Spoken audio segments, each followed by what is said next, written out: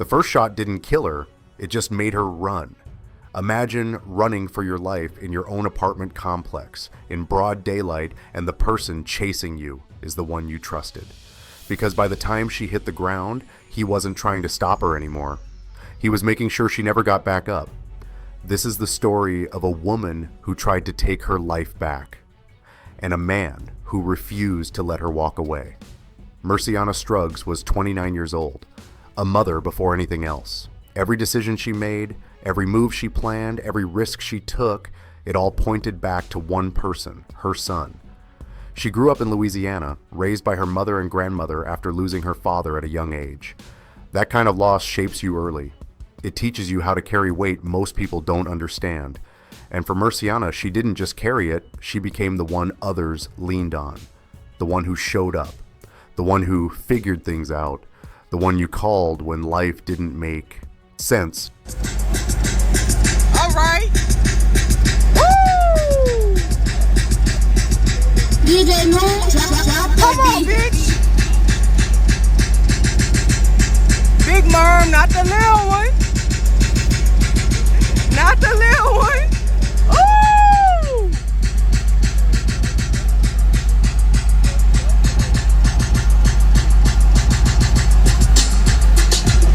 Girl, Lord, Lord. I hold that make me sick, always tryna fight over dick. It's something about a hold that make me sick, always tryna fight over dick. It's something about a hold, something about a hold, something about a hold that make me sick. It's something about a hold that make me sick, always tryna fight over dick.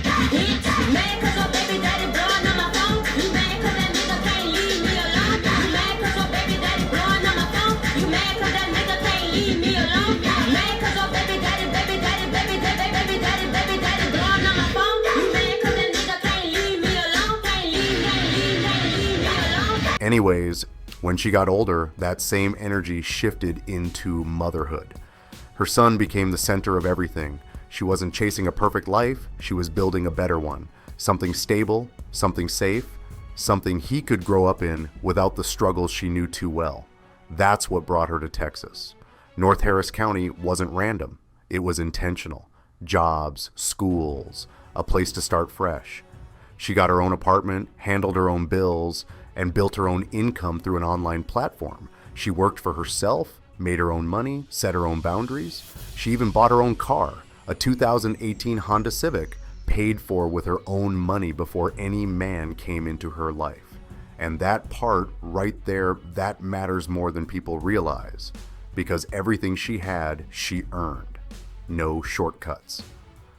Then came Nicholas Finley. They started dating in January 2024. At first, nothing stood out. Just another relationship. Just another person stepping into her life. But when you slow it down, when you really look at the timeline, things start moving fast. By February, he had a key to her apartment. By March, he was driving her car, driving it like it belonged to him. And then it shifted again. Now she had to ask to use her own car. And it didn't stop with the car. He started inserting himself into her money, the income she worked for, the business she built, the way she made her living. He wanted a say in all of it. Because from his perspective, being in a relationship meant access. It meant ownership.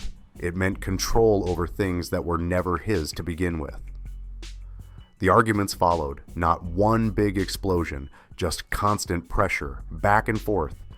Tension building little by little, and Merseana saw it. She understood what was happening, so she made a decision. She was done.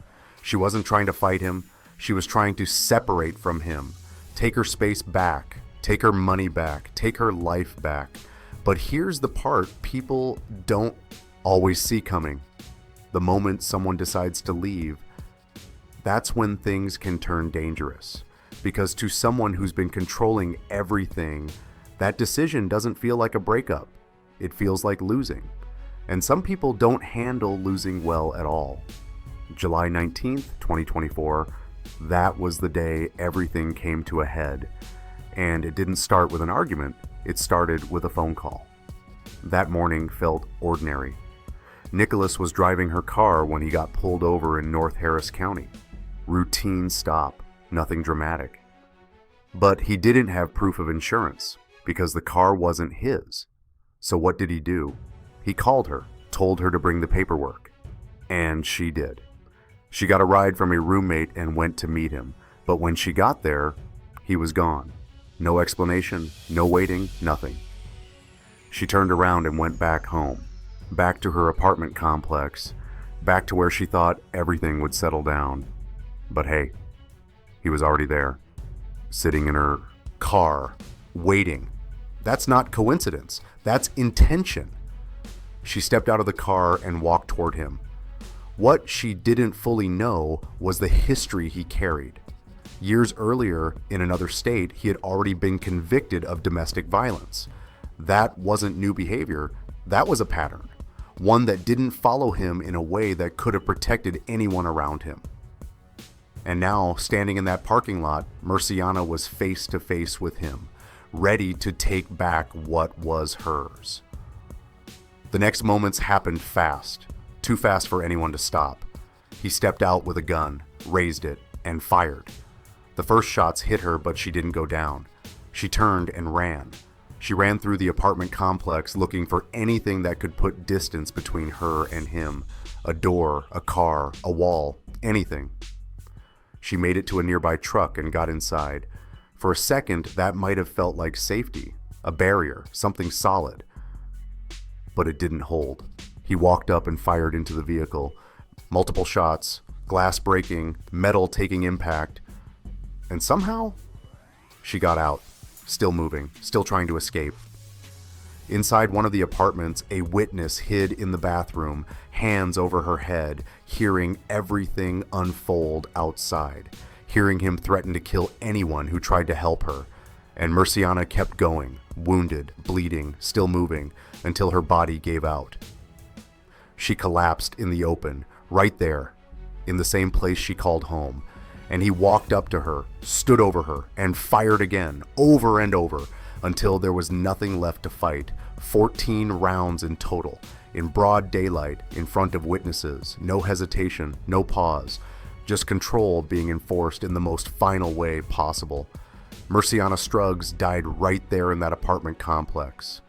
And just like that, everything she built, everything she planned, everything she was trying to protect was gone. We want to get to a developing story right now. Tonight, we are hearing from a woman who says she watched a mother try to run away from her boyfriend's gunfire. 34-year-old Nicholas Finley now is charged with capital murder after detectives say he robbed and killed his 29-year-old girlfriend, Merseana Struggs. It happened at a park, the park at Cumberland Apartments on July 19th. KPRC2 reporter Corley Peel shares what the witness saw before the shots were fired. The neighbor tells me she did not know Merseana Struggs for very long, but she says she was beautiful and kind. She says the moment she heard gunshots, she feared for her friend's life. Yesterday, Bullet holes are found on Shawnee Drury's front door. it's right here. They're all of them are right here. Her doorstop is where Merseana Struggs was shot and killed while trying to run from her boyfriend, Nicholas Finley. Drury recalls how it unfolded. He said he got pulled over and he needed her to bring the insurance card. And so my roommate took her to go down there and he wasn't there. So when they came back, he was sitting right here in her car. And she jumped out and had a confrontation with him. And he shot her a couple times. My boyfriend pushed me back in the house and we just went in the bathroom and I just had my hands over my head and it was so loud. I thought he was coming in the house because he kept saying he was going to kill everybody in the house.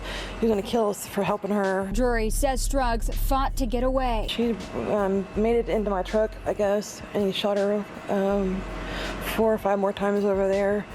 And then she managed to make it over here at that point. And he shot her like 8 more times. It was just so senseless, so senseless. Sheriff Ed Gonzalez says murders involving intimate partners make up 35% of the murders in unincorporated Harris County so far this year. Leaving can be the most dangerous time for a survivor, and the Houston Area Women's Center says if an abuser has a gun, lethality can increase by 500%. We have a list of domestic violence resources on our website, at click2houston.com. Corley Peel, KPRC 2 News. After the shooting, the silence didn't last long. Neighbors came out slowly, trying to process what they had just heard, what they had just seen. Her body was still there, and he was already moving. He reached down, took her purse, got into her car, and drove off. Like none of it mattered. But this time, he didn't get far. He crashed the car not too far from the apartment complex. By then, law enforcement already had descriptions. Witnesses had seen everything. When deputies found him, he still had her belongings on him. That part matters, because it changed the charge. This wasn't just murder, it became capital murder. Under Texas law, when a killing happens alongside another felony, like robbery, it elevates the case.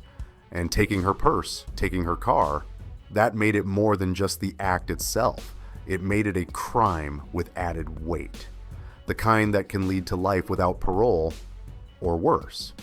He was taken into custody and booked into jail. Bond was denied. And now, everything moves toward trial. A courtroom will decide how the rest of his life plays out. But for Merseana, that part is already over. What's left is the impact. Her son, 8 years old, now growing up without the one person everything was built around. She moved for him, worked for him, planned for him, and now he has to grow up with the memory of what happened to her. Her family carries it too. The loss, the questions, the weight of something that can't be undone. Even the people who witnessed it, they don't just forget. They live with it. This is what situations like this leave behind. It's not just one life lost, it spreads. It reaches people who had nothing to do with it, and it stays.